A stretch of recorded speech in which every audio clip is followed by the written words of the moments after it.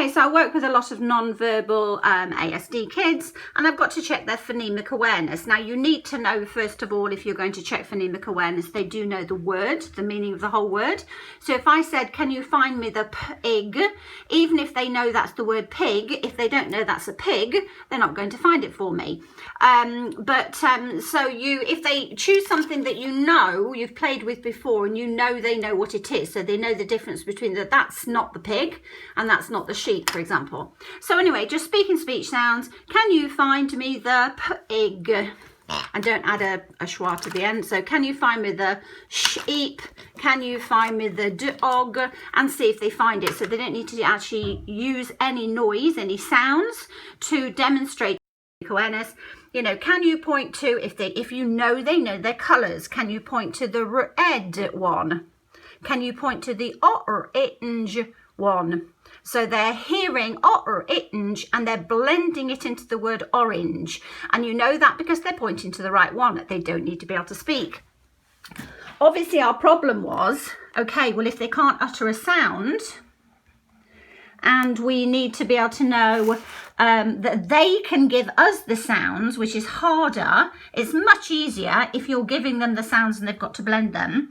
So they learn these monsters really, really quickly. Now, if you understand the IPA, you know that is the phonetic symbol for the sound That's the phonetic symbol for the sound ah. Now, especially my ASD children learn these ridiculously quickly. Now, we actually start off with these first 6, and we're building lots of words with s, at, p, it, n. So these monsters say a sound. The children understand that. You know, a dog says woof, a cow says moo. All these speech sound monsters, they all say a sound. It's just an English sound, and it's an English sound that we use when we are talking. So if I have a non-verbal ASD child and I want to know, can they hear the sounds in a word, I might say, can you give me the sounds in the word red? So what they'll do is they're going to just think about the sounds. So can you give me the sounds in the word red? What sounds can you hear? D. So they can just give me the sounds. Now, don't worry, that came up as a letter D, and that's what's annoying about the phonetic symbols, because they do look like letters of the alphabet. But we're doing phonemic awareness, so I'm just checking their phonemic awareness. We don't have to use it with letters, with phonics, whatever. So at the same time, because you want everything to be whilst they're playing, during play, during an activity, they haven't got to stop what they're doing. You might be playing with their trains, and you might have said to them, can you find me the b-l-oo?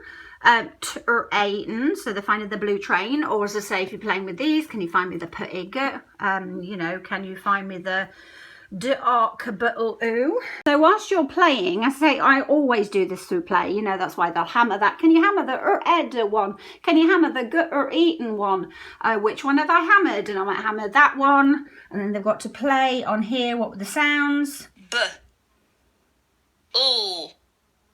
Ooh. So they're telling me the sounds, the monster sounds, because they can't use, you know, they aren't using the sounds. Obviously, if they are verbal, and I say, what are the, you know, give me the sounds for this word. When I say the word blue, they'll go but-l-oo. But if they're non-verbal, they can't. So this gives them a voice. These are the sounds. They can use the monster sounds. Just say to them, oh, what are the sounds? What are the monster sounds? It's easier to understand monster sounds. You know, the monsters all say a sound. The monsters sit together to tell us the words, etc., etc. It's a great bridge because it's meaningful. Sounds, phonemes aren't meaningful to children. So this makes it meaningful. The monsters want to tell us a word. They'll sit together. So, sat, if they sat together, they were telling us that's the word sat. Sat, sat. So here are all the monster sounds. So if I know that they know that's the word orange, I can say, give me the monster sounds for orange. And they're going to either get it on here and put them in order, or they're going to quickly just go, because they do like the iPad, they're going to quickly go. O. E. N. J. Orange. And it's fun, it's quick, it's easy, and as I say, it's a really good bridge between phonemic awareness on its own and phonics, because phonemic awareness on its own is difficult to check if you've got because we need to bridge the gap. We need to bridge the gap between, can we check they can hear the sounds, blend the sounds, isolate the sounds, segment the sounds, etc., etc., and we want to do it without letters first of all, just so that there isn't that distraction. Now you might think, well, you've got the distraction of the monsters. Yes, but we need that bridge. We need something that represents the sound that doesn't actually link with a word, a specific word or a particular grapheme to phoneme choice.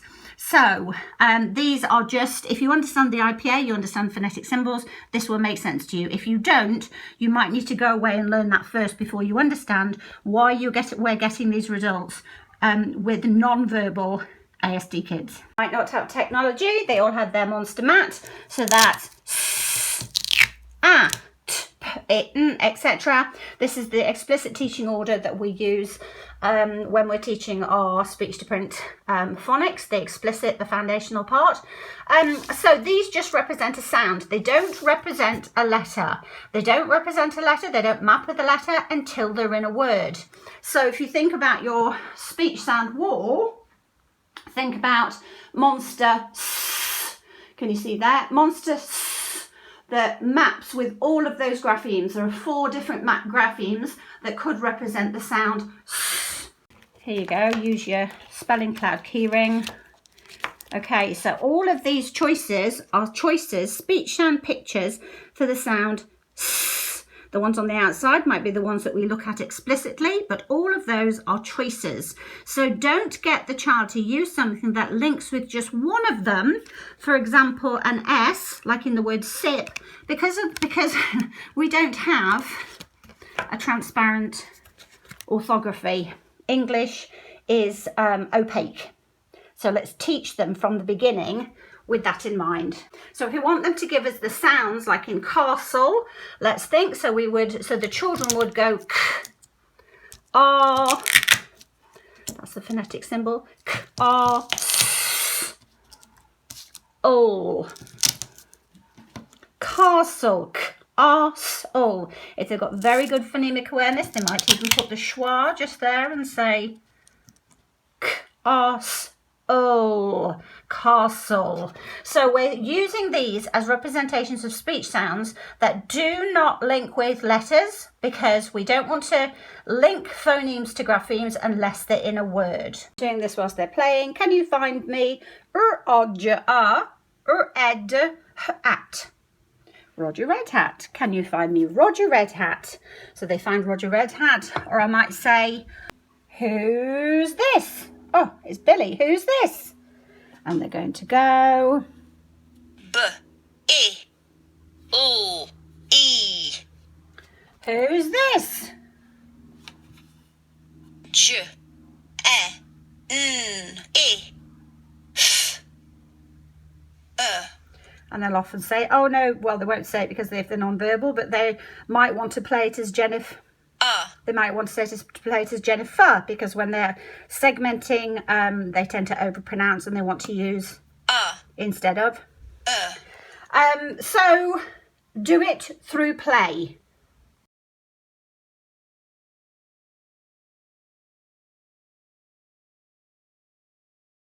Are you ready, Lucas? Yes? Hello, Lucas. It's Miss Me. You? Special word are the monsters Oh no. No monsters. No monsters. Yeah. There they are. Ooh. Ooh. Yeah. K. Ah. Yeah. S. Yeah. It must be Lucas. Me. Yeah, it's you. Ooh. Ooh. K. Ah.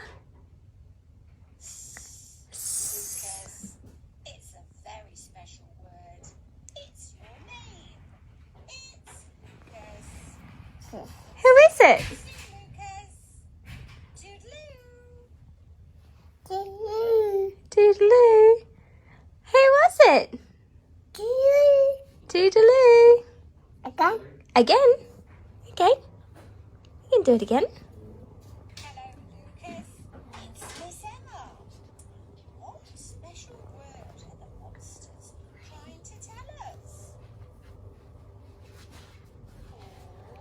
Oh, Oh. Well, the sounds, you know.